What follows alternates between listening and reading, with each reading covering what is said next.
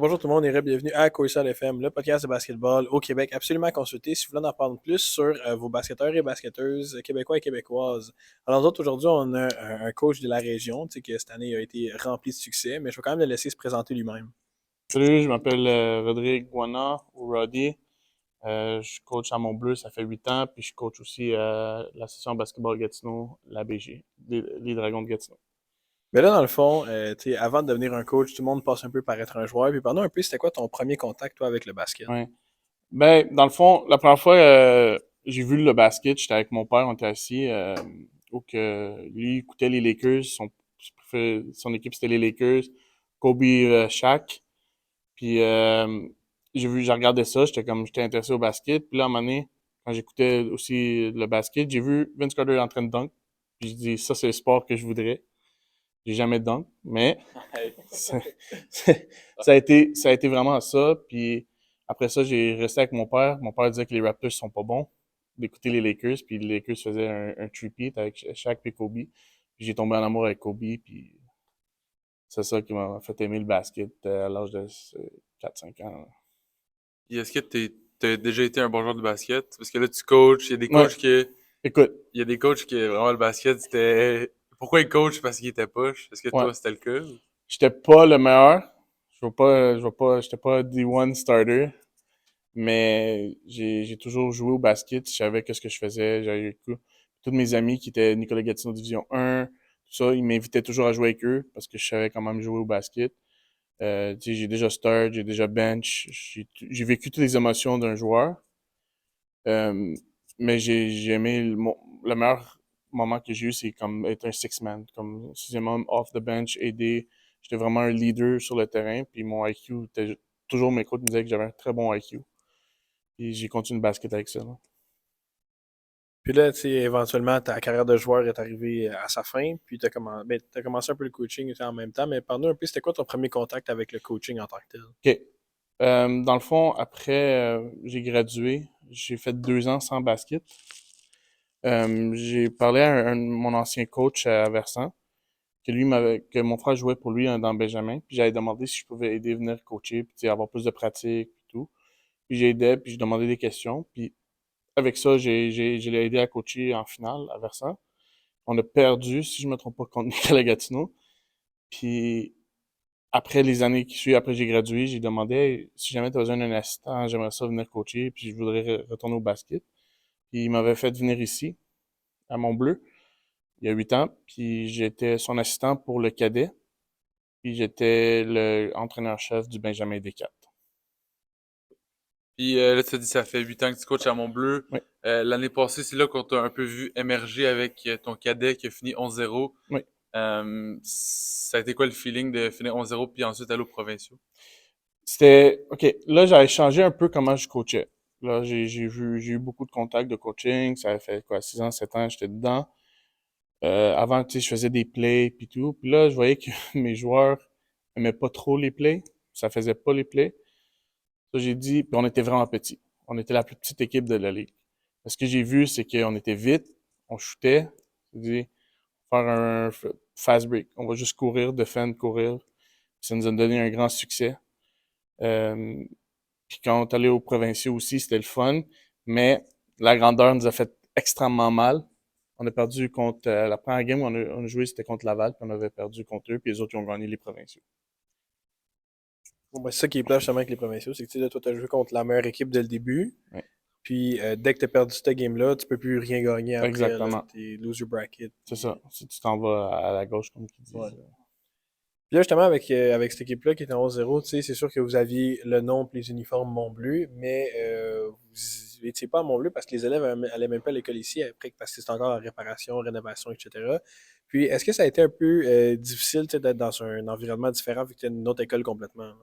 Là? Au début, oui, parce qu'ici, on a quand même un très beau gymnase. Tu sais, on a 8 paniers, puis les 8, c'est des plexiglas, c'est pas des demi-lunes comme d'autres écoles, ils ont juste un terrain. Nous, on a vraiment 2 terrains comme ça, puis un terrain comme ça.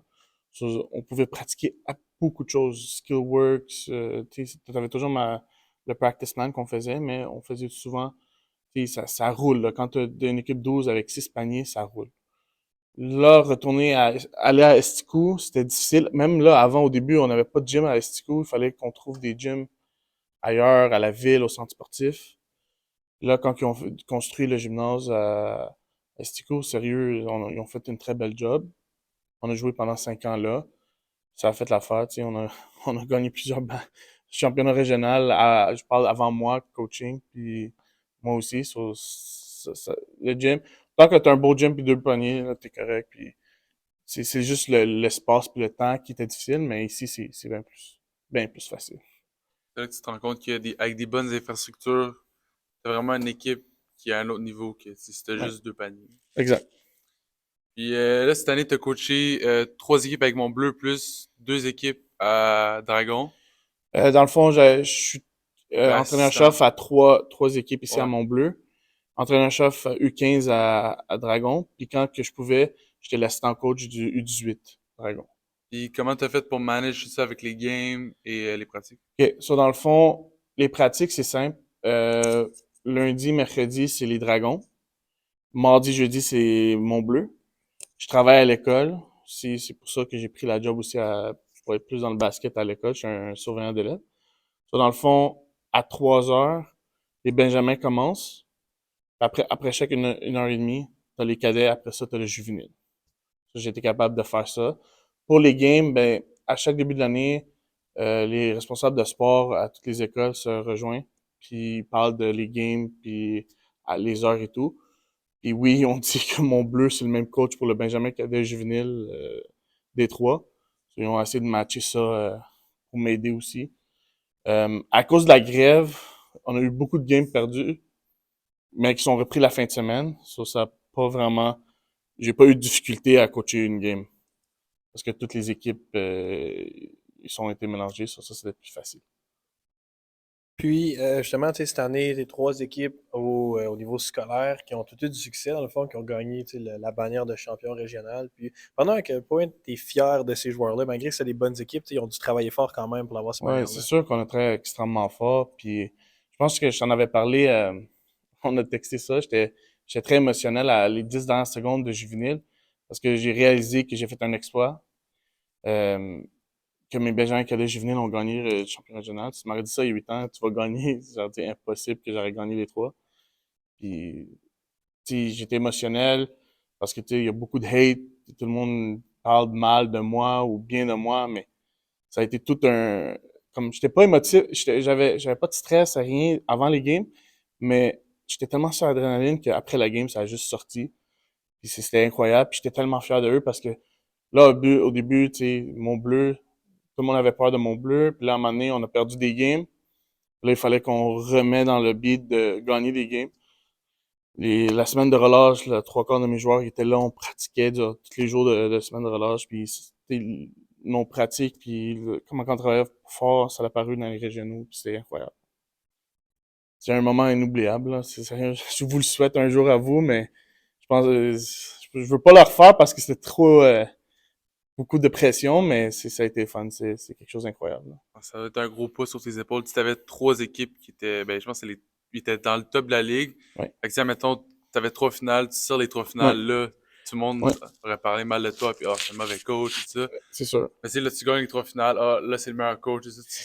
Les mêmes L'impact d'une game, tu sais. c'est ça, les mêmes personnes qui m'insultaient ou qui parlaient dans mon dos, c'est les mêmes personnes qui m'ont encouragé à la fin puis me féliciter. Mais, tu sais, Francis avait dit à un moment donné, puis j'ai dit souvent, tu peux pas être au top de la ligue, toujours au top sans te faire hate. Tu sais, je suis trop jeune, j'ai pas de play, j'ai pas si, je suis un bon gars, mais je suis pas un bon coach. OK, mais, comme, tu peux pas, là, quand j'ai gagné les trois, c'est comme, c'est quoi qu'ils vont dire, genre, tu sais.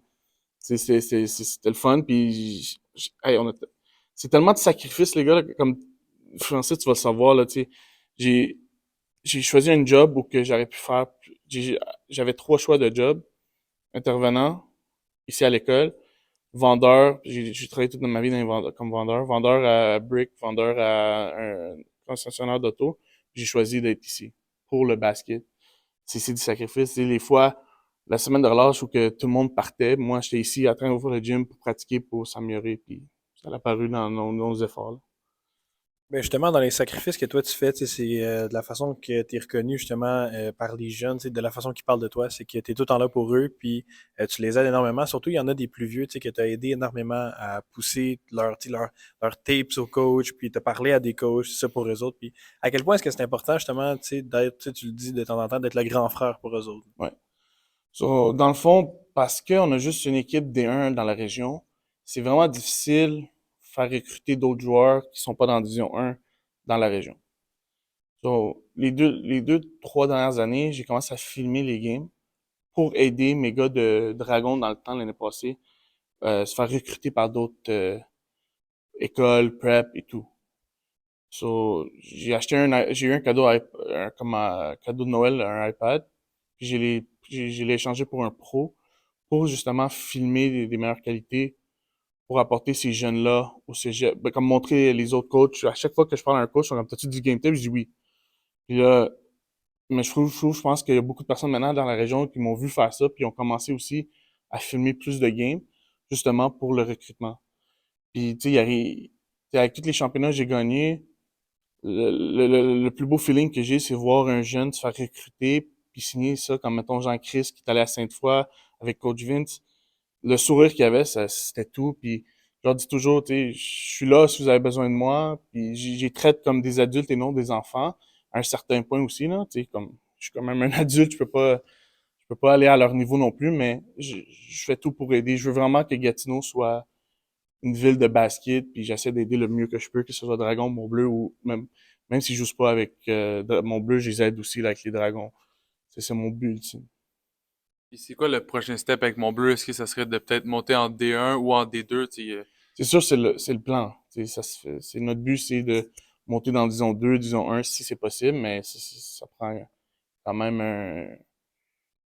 un temps pour faire ça, là. C'est pas, hey, on s'inscrit en Ouais. disons 1, mais c'est un peu plus difficile, mais notre but, c'est de monter de niveau, c'est sûr. Parce que là, tu sais, si on gagne plusieurs années, tu sais, ça fait 3 ans de suite que mon bleu gagne un régional. Là, à un moment donné aussi, tu sais, notre but, c'est juste de gagner des régionaux. C'est ça. Puis, tu sais, on a beaucoup de joueurs là, qui ont même pas été dans Division 1, Division 2 à Gatineau, puis sont dans tout dans le collégial Division 1. So, le but, c'est vraiment peut-être d'avoir une autre école secondaire Division 1. Ça, c'est peut-être un rêve, là.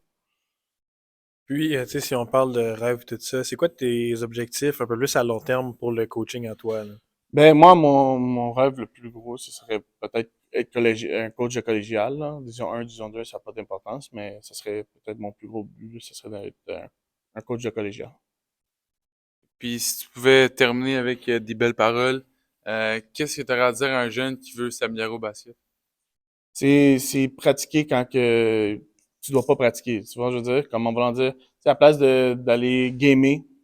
Tu sais, là, l'étude, c'est vraiment important. Là. Il faut vraiment que tu priorises ça parce que tu ne pourras pas aller loin sans les études. Mais quand tu fais rien, pratique, man. C'est juste ça. Puis, tu sais, j'ai des jeunes qui viennent voir que je les connais même pas, je les ai jamais vus. Je suis comme, qu'est-ce que je devrais améliorer? Je sais pas. Je te vois, comme, demande à ton coach, je peux pas être ton coach, mais fais confiance à ton coach, puis ton coach va t'aider, là. Et les joueurs qui me disent, tu sais, je fais du game tape, on va, tu trouves que tu as de la misère à quelque chose, on va aller voir le game tape et on va s'améliorer sur ça. J'ai- tout ce qui est inconfortable, ça doit être confortable. C'est souvent ça, je leur dis. Ouais, parce qu'il faut que tu deviennes bon à ce que. Tu sais, parce qu'à un moment donné, rendu à un certain niveau, quelque chose que t'es pas bon à, ben l'autre équipe va savoir. Ouais, c'est sûr. Ils vont l'exploiter. Ben écoute, merci énormément de ton temps puis Ouais, merci à de vous, nous les avoir gars. reçus, de nous avoir Merci. parlé, là, vu que tu es le coach en Outaouais avec le plus de succès. Là. Fait que toi, on souhaite pas Merci. mal de chance Mais, tu sais, aux provinciaux. merci beaucoup. Ça, c'est le but ultime prochain, c'est gagner une autre provinciale avec mon bleu. On a déjà gagné une, c'est le but, c'est d'en gagner une deuxième. Mais, tu sais, j'ai perdu plus que j'ai gagné. C'est juste, tu peux pas avoir du succès sans avoir des défaites. Ça. Mais merci beaucoup, les gars.